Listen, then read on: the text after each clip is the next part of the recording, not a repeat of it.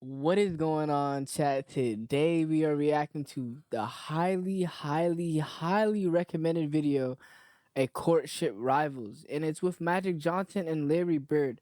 I'm assuming that this is a documentary. You guys been telling me a little bit about it, and with this being said, since it's an hour, I'm gonna break it into two halves. So today we'll probably do around 35 minutes, and then probably the second video will be a little bit longer. But hey, I'm not gonna lie to y'all. I'm kind of excited to react to this. Let's just get straight into it. Yes, sir. They talk about it every day, somewhere. If I go to a foreign country, And I won't do a little bit, like, I won't do too much talking just because it's long, you know? And I kind of want to learn, you know? I kind of want to learn a little bit about them. magic, what magic? I mean, it's the same everywhere.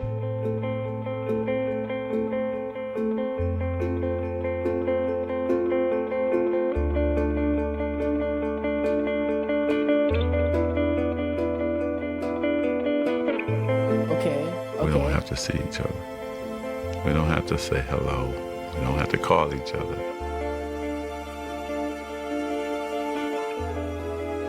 That's my main competition.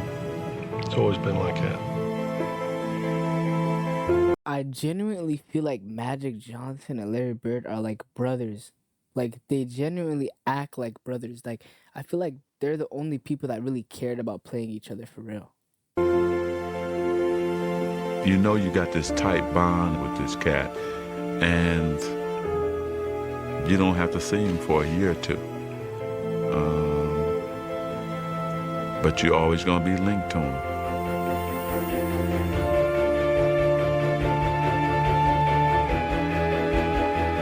We got this connection, it's never going to be broken. I mean, right to our graves. They'll be talking about this 100 years from now. Wow. Wow. Okay. I like that intro. I like that intro. Okay. It all began here in Salt Lake City, Utah, on the night of March 26, 1979. It was the NCAA Championship, Indiana State versus Michigan State, a game that still ranks as the highest-rated college final ever on television. A game that's now remembered as a prologue to a rivalry that transformed a sport and intertwined two legacies. But on that night, March 26, 1979, the first time Magic Johnson and Larry Bird ever went head-to-head on a basketball court, they were simply two young men trying to win a very big ball game. Well, this is probably the biggest game I'll ever play in my life, and I just feel like, you know, I'm representing not only myself, my team, but we're representing our school and our town of Terre Haute. Well, it's a dream come true, really, for me. I won the state title back in my home state, and then my next accomplishment was going to the NCAA and playing in a game Magic Johnson looks way different. I don't know what it is, but he looks way different. like tonight in the finals. They were two stars thrown together by the cosmos to compete, but only one of them had been groomed for the spotlight. In his case, it seemed since birth. I think his upbringing in East Lansing really put that smile on his face in the beginning, and it never came off. Born August 14, 1959, Wow. Irvin Johnson grew up in Lansing, the gritty industrial capital city of Michigan. Raised under this little roof, he was one of Christine and Irvin Johnson Sr.'s 10 kids. Christine was a exactly school like his mom. custodian, while Irvin Sr. worked two jobs nearly around the clock. My father, he got up early every morning, 6 o'clock or so, and he went to work on his trash hauling truck every single day. Around noon, he would come home, catch a nap, and then he worked for General Motors for 30 years. Wow. And he won an award for never being late and never missed a day. Wow. As a youngster, Irvin displayed his own strong work ethic on the blacktop. I was out there all day long. Before we went to school, the bus leave at 7:30. I was out there at 6:30 working on my game. My mother sometimes had to bring me food or she would have one of my brothers and sisters go get that boy so he could eat something. From a very young age, Irvin knew what he wanted to do. He had it all planned out. My dreams were to play in the NBA and become a businessman. The first neighborhood basketball powerhouse, Sexton High. I knew the players, I knew the tradition. I wanted to be a part of that. And it was on the west side of town, which was, at that time, predominantly black. But when Lansing, like many cities in the mid-70s, began busing to desegregate its school system, Irvin's journey took an unexpected detour to a predominantly white school across town. My first day at Everett High School was my first time I really had to understand there was a race problem. Nobody white would speak to anybody black, and nobody black would speak to anybody white. A lot of racial tension, a lot of fights. Dang, bro. Sheesh. That's deep for real, though. Rioting. They didn't want minorities there. He kind of shrugged it off, and basically his attitude was, okay, well, I'll overcome this. Okay. Whenever there was any racial problems, the principal would get Irvin and go talk to these kids. I can just see him with his big hands. Calm down, just calm down. He'd break up fights. Talk with his friends, tell them, let it go, we can. Magic Johnson in a afro? What? Everyone had afros back then? Is that what it was? Can't fight about everything. Let's just chill, let's play basketball. And there was no dispute over Irvin Johnson's ability to play ball. His talent was so great that soon after his varsity debut, a local reporter, dazzled by his exploits, gave the budding star a nickname. In the beginning, I thought it was foolish and dumb. I didn't know nothing about a nickname. Then what happened was, you start saying, wait a minute, it fits my game. Hanging out with my boys on the street corners, we used to say, The one player, honestly, that I just never understood their game to the max was easily Magic Johnson. Because, I never seen any highlights of this guy. I only seen passing highlights and a couple dunks and layups. I've never seen him have a mid-range, a shot. I don't even know if he had a dribble move. I don't know. So, hey, if you guys want me to react to Magic Johnson, let me know. Irvin loved to dress. Nice sandal belt pants and overcoats with the fur around the collar. Always had to have his afro blown out.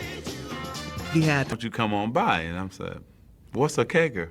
So he said, "Well, what it is, we get this big keg of beer, and you just go for it." Okay. Well, what time does the kegger start? Because regular party time in our neighborhood is 10, 11 o'clock.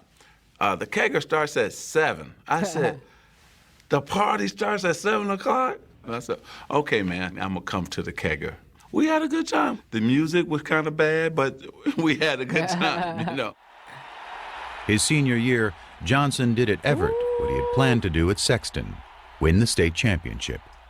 And when it came to choosing a college, he decided to stay where the love would be assured, home in Lansing.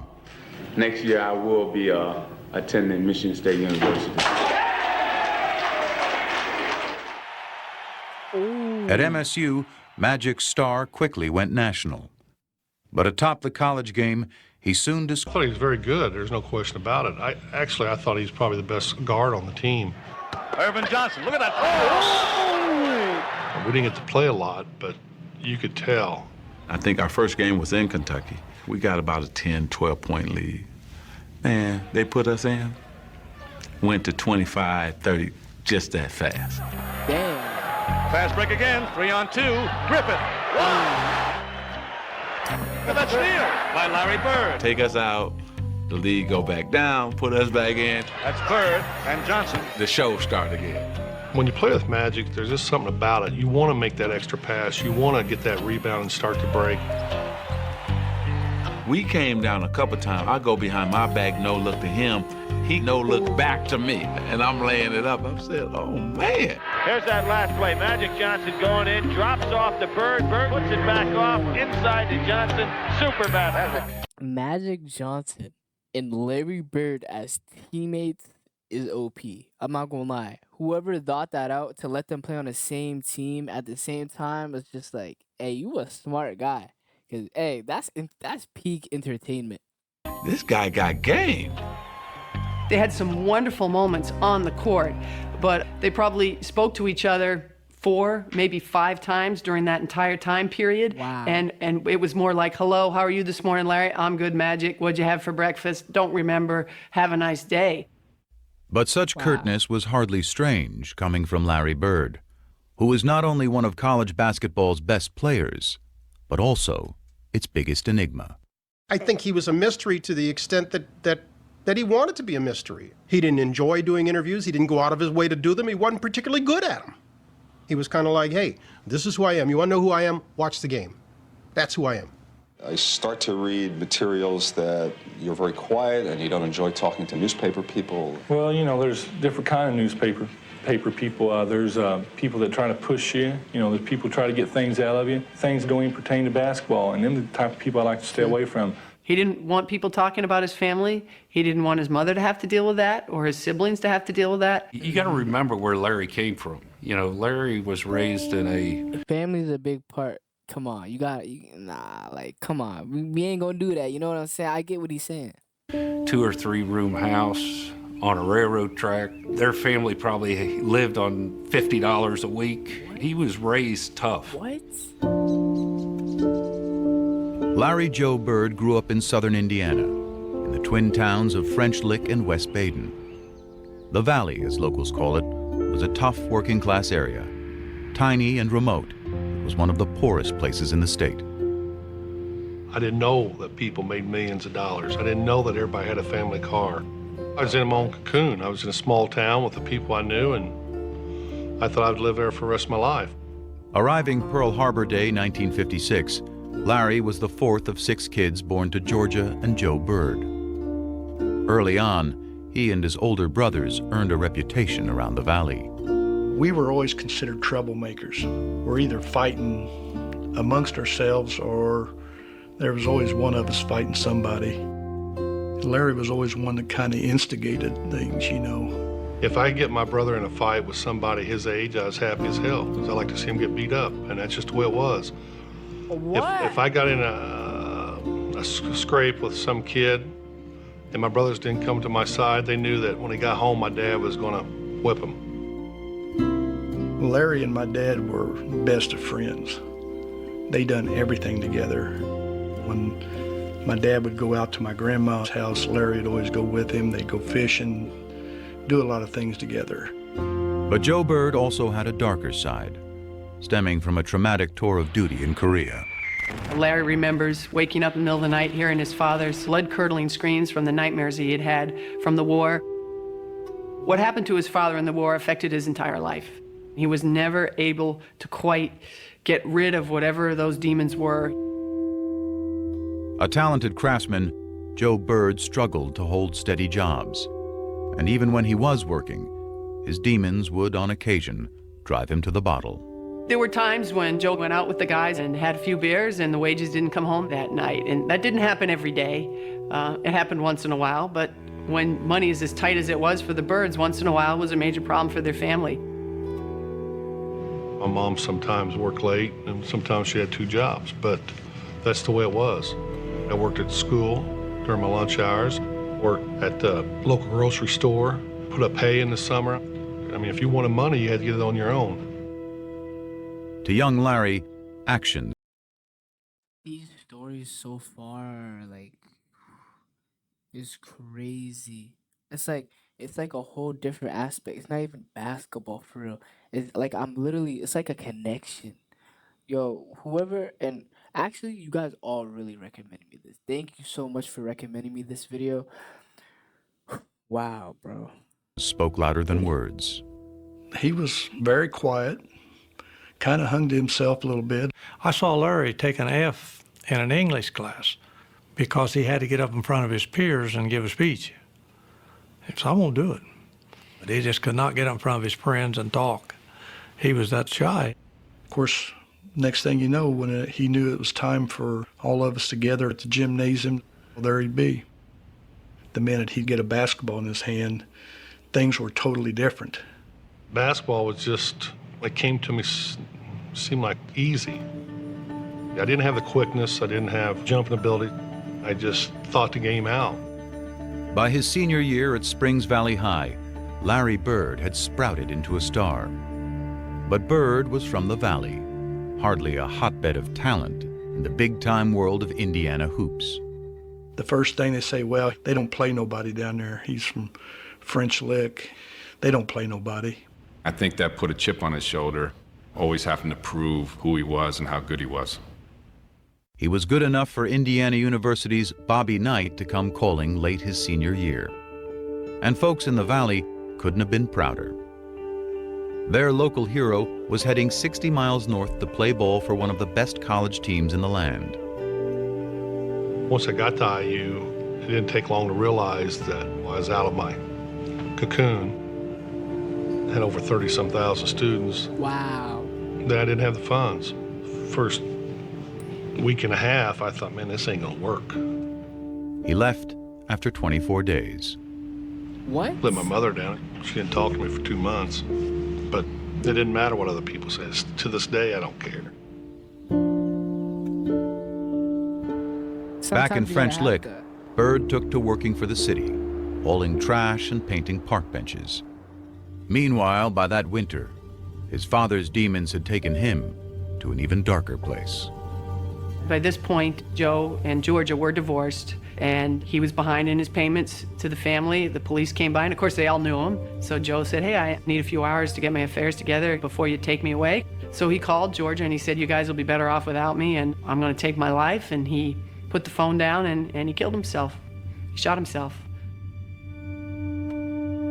When Dad passed, it hurt Larry. I mean, that was his best friend. Man, R.I.P., man. R.I.P., man. It's gone now. But Larry didn't show it a lot. He just didn't say much. He just kind of held it within. I never heard him speak out about it at all.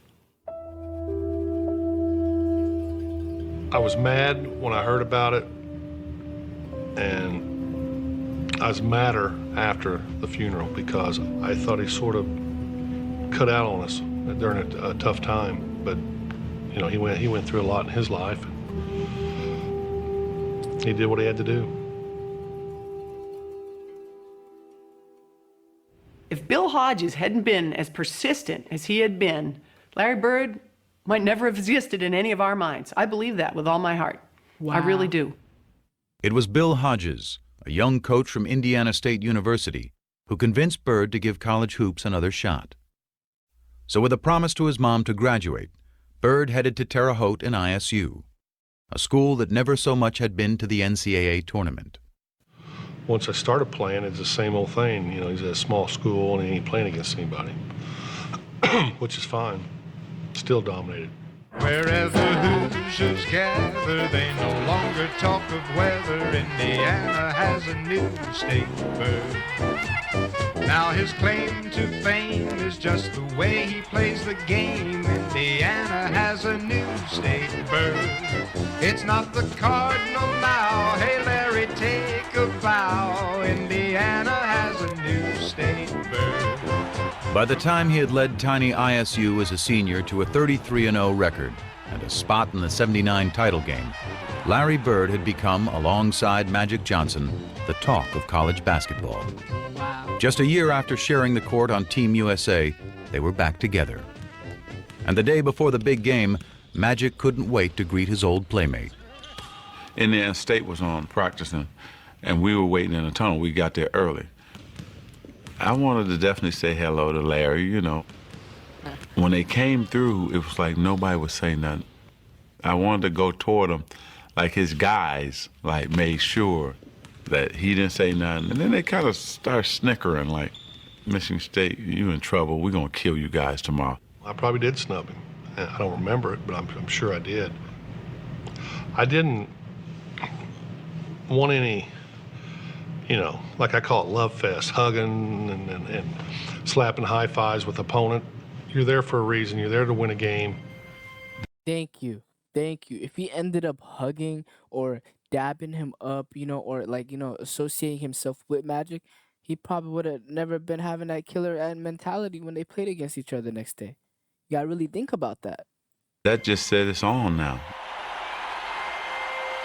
It is Indiana State against Michigan State. I'm Bryant Gumbel, and the fans here are going bananas. I mean, let's face it, if Larry Bird were black and came from Chicago, it wouldn't have been as big a deal. They were polar opposites. One black, one white, one outgoing, one shy. That was the charm of the attraction. The Bird against Magic. All of the superlatives have been used, and believe me, all of them have been warranted. Heading into the tournament, Magic was the bigger star. But by tip-off, it was Bird, having hardly missed a shot in the semifinal, who would become the focus. Down below, let me know who watched this game, or, you know, let me know during the time like this was happening. Was this like a really, really, really big deal? Let me know, because I know it has the most views, but how did that work back in the day? Did people wait outside? You know, let me know down below. Fans, and more importantly, of Michigan State. We actually had 2 men on Larry everywhere he went. There he is, Dick. Look at they having sandwiched in completely. I'm surprised they didn't play a box on one, you know, 4 guys on Larry and 1 on the other 4, because they didn't have a lot of talent. You know, if you stop Larry, you pretty much stop them. Look at the pressure around him. 2-3 men, and he's short. I didn't play well at all. Biggest game of my life, I didn't play well. Way short. I think our length and our size, our jumping ability was able to bother him. Bird hanging, can't score. I didn't shoot well, missed, I think 3 free throws. Larry Bird has had a cold shooting night. I battled him, but I didn't have it.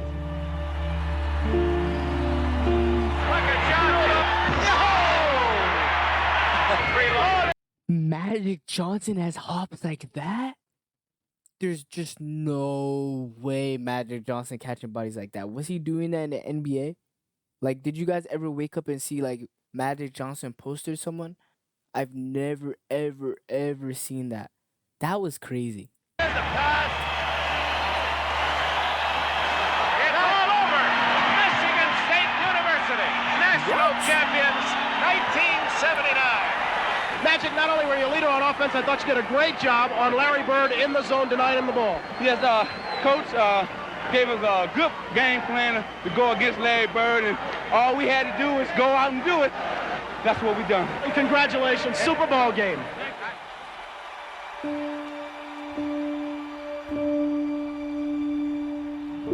It was over, you know. That was my 4 years. I was done.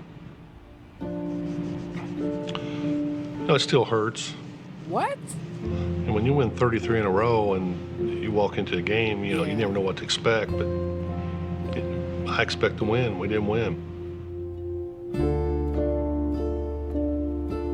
Toughest loss I ever took. I knew it was going to haunt him forever because we were going to see each other a lot.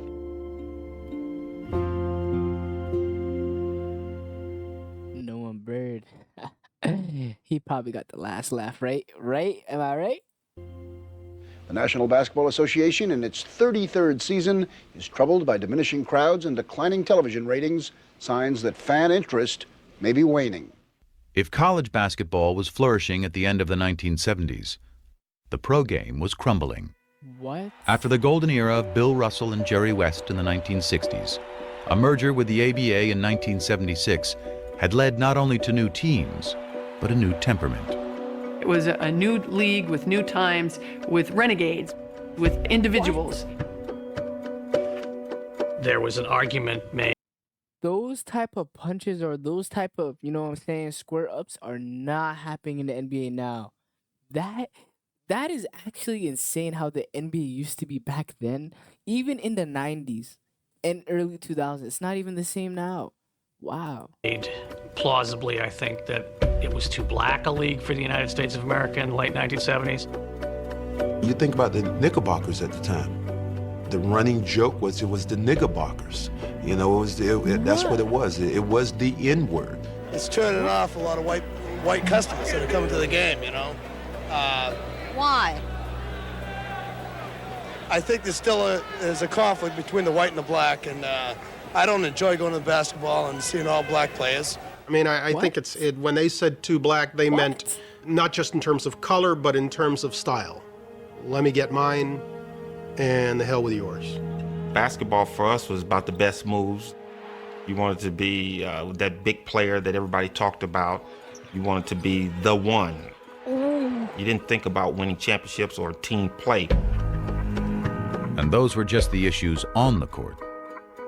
Wait, so basketball in the 70s, mainly people just cared about being like known, so they overly scored and they didn't really care about championships? Is that what he's talking about? Is that what he's trying to say? The NBA had this image of an all-black league with a bunch of guys who did drugs. What? The teams were losing money, and they had no sponsors. And that's pretty much a death knell right there. It's a known fact that you need your white superstars.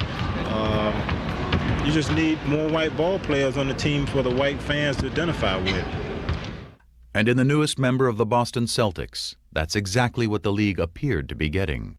There's hope he can help solve professional basketball's difficulties, which some say are compounded by a question of black and white. The great white hope. What does that mean? Well, you know, it's very hard to say because there's a lot of great white players around, and I just hope that I can just fit in as well as some of them that has fit in. He ran away from that designation. He made it very clear, almost from day one, that he was not the great white hope. You know, the great players are the black players, and they're the best. Such deference meant little to black Celtics like Curtis Rowe, Sidney Wicks, and Cedric Maxwell, who looked at Bird and saw not the great white hope, but another case of great white hype. He didn't impress me no more than any white guy I've ever seen play before. I think that you would say that most black players at the time were racist, in the sense that we did not think that you could find a white guy who could play better than any black guy. When I walk in the first day of camp, them guys were on the floor stretching, and here comes the white savior, here comes this, here comes that. I sort of enjoyed it because I knew. What? This is how the NBA, like, this is how people talk to other people during this time? Hey, bro. I was going to battle them all day, but Curtis and Sidney didn't last long. They didn't even make it through the first practice, and they were cut. So then it was just Cedric. I'm thinking, oh, he's slow, he can't get off a shot. He's not that strong. This is gonna be a layup. Bam, knocks down a jump shot. Okay, maybe that was luck. Gets the ball again. Bam, knocks down another jump shot. Now I'm thinking like, okay, hey, you know what? I'm gonna D this guy up. I'm gonna show him his life. 20 feet away. Bam, 25 feet away. Bam. My mind just goes something. Damn, this white guy can play. It was a good thing, too. The storied Celtics might have been the winningest team in NBA history, but they were fresh off their worst season in 30 years. And in Bird, they had a player who was not only supremely talented, but tough enough to take on any challenge. I always played like everybody in the world was against me. I know you Celtics fans during this time literally had the time of your lives. I know them Celtics games were amazing, but let me know how you guys felt about the Celtics winning last year, 2024. Were you guys like as hyped as like when Larry Bird, you know, and Paul Pierce and everyone won, or it's not the same? It never will hit the same. Let me know down below. I thought everybody was against me. You should think up things to get me rattled before a game. He knew how to fight. I know that from off the floor. One night, somebody was giving one of his buddies a hard time, and Larry went over and, said, hey, this is my friend, and this guy was a pretty good-sized guy. By golly, they go out back, and the guy turns and says something to Larry, and Larry hit this guy, and I caught him. Hit him so hard, I go, whoa. What? He was from the old school, and that's how he played. Larry. I'm going to be honest. I'm going to be completely honest. NBA players now, if somebody's talking to them like that, you know what I'm saying, no one's going to fight. I feel like violence isn't the answer. This is one thing I wouldn't mess with.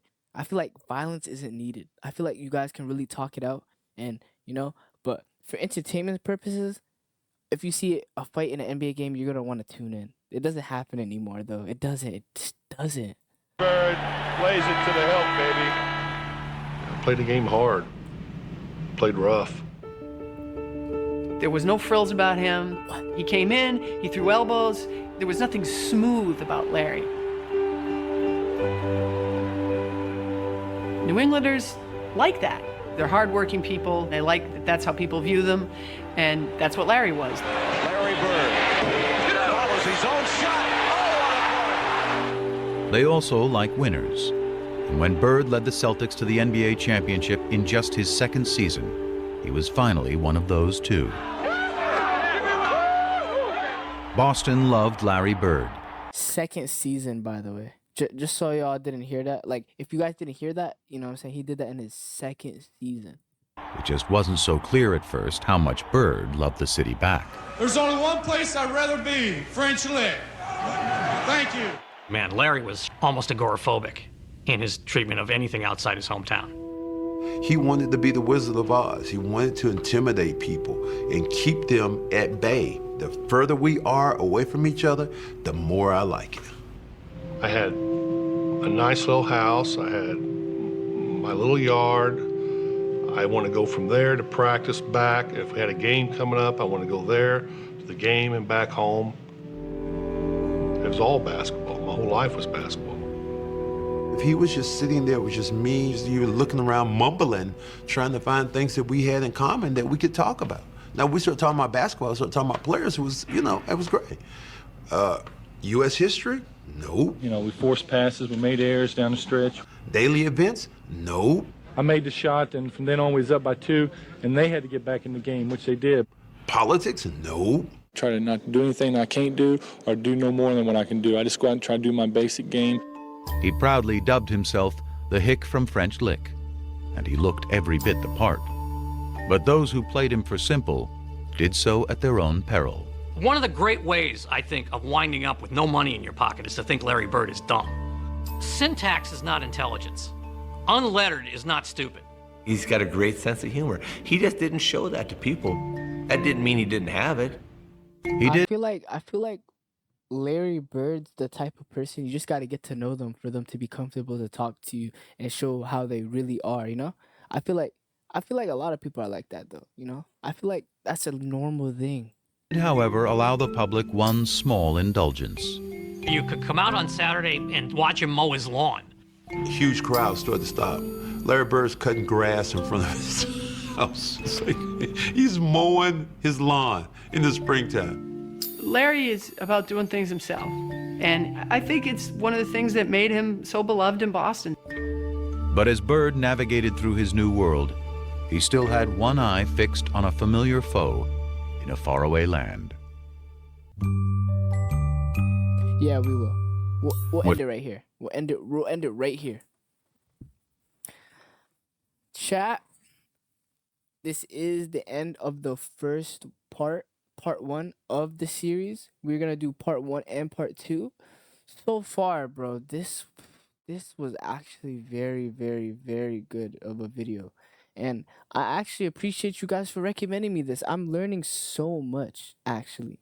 But, this is the end of the video, chat. So make sure to like, comment, subscribe, man. And this video, the part 2, I feel like part 2 should either come out tomorrow or the day after tomorrow. I might not do part 2 tomorrow just so it can marinate, so you guys can really just catch up and watch it. So other than that, I'll catch y'all. Yes, sir.